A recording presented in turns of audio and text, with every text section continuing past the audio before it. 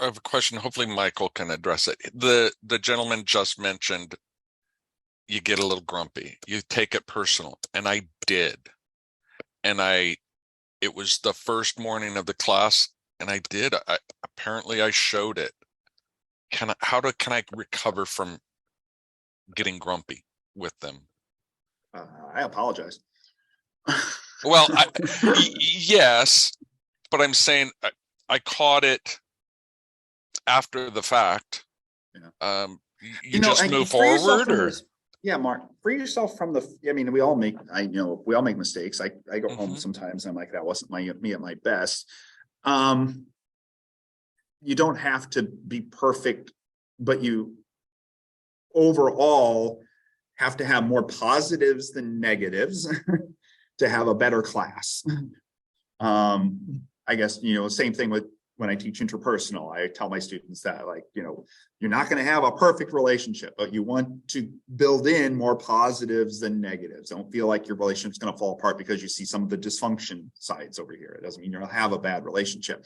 Same thing in your classroom. Because you see some errors in your classroom doesn't mean your classroom's going to fall apart or because you make mistakes. But as we improve, gradually over the course, our students will respect us more, we'll engage with them more, and they'll let us make those errors and, hold us accountable and respect us for it, because we built in that positivity and stuff like that. Does that kind of? So again, I wouldn't over fear it. Take it as a learning opportunity. Like, yeah, I wasn't my best that way, and I think next time this would be a better way to respond. And it's okay to have that conversation with your class, like, especially in us in the comm department. Yeah, I didn't respond the best way last time, and I've had those conversations with my class. I've gone in and I said, last time we ended class, I was really grumpy. And it's because we were trying to get a whole lot done in a really small period of time. And I felt the stress. I felt the cognitive load. What we're going to do today, you all were stressed. I was stressed. We're slowing things down this class, in order for me to feel a little calmer, for you to feel a little calmer, and for us to have a better connection. And I've just directly addressed it. And I said, we're going to go from there.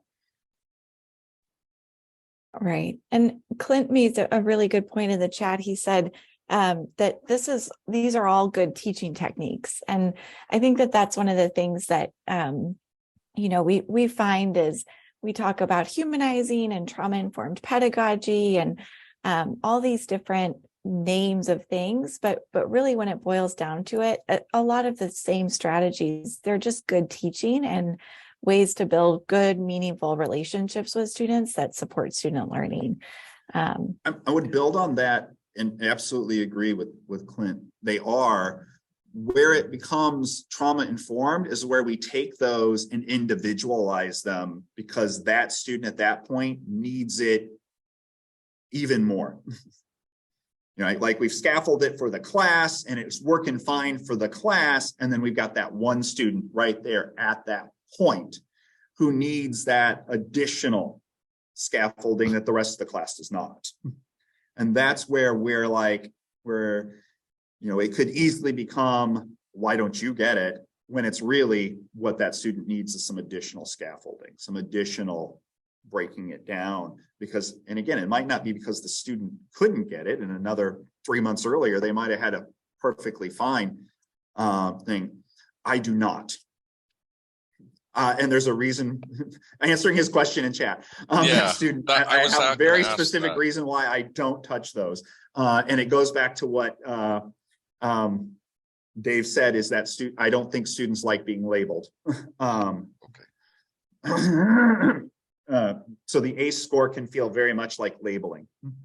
I think they're very helpful, and I let counselors do stuff like that, but I, as a professor, don't like to move into a counselor role, if that makes sense. Michael,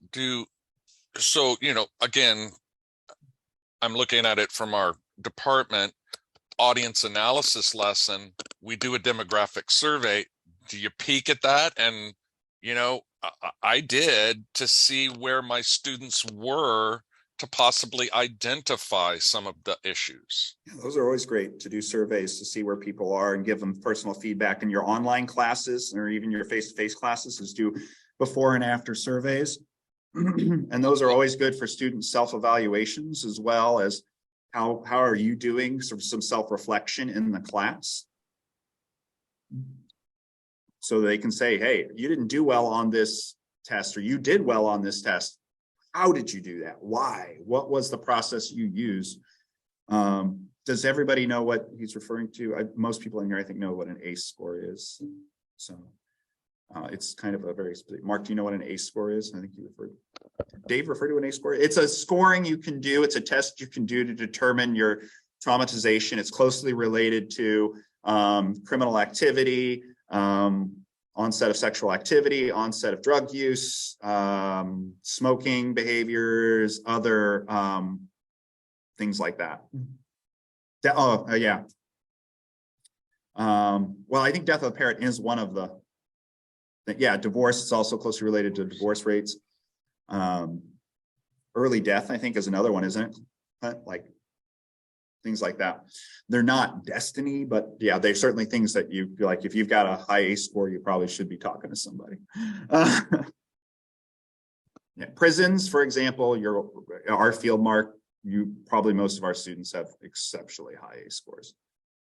And it was a big part of their last informational speech when inside what I kept hearing that they consistently were referring to childhood trauma.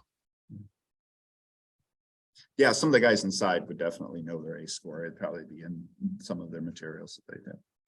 Yeah, you can look it up online and take the quiz if you're interested. I've done it. It's scary. Scary, yeah. For those of us who had rough lives. Childhoods. Well, this is just beautiful. This is what a faculty forum is supposed to be, just informal, a chance to talk and discuss and just meet about these different strategies and ways to leverage technology. So I want to be mindful of everybody's time. We'll wrap up.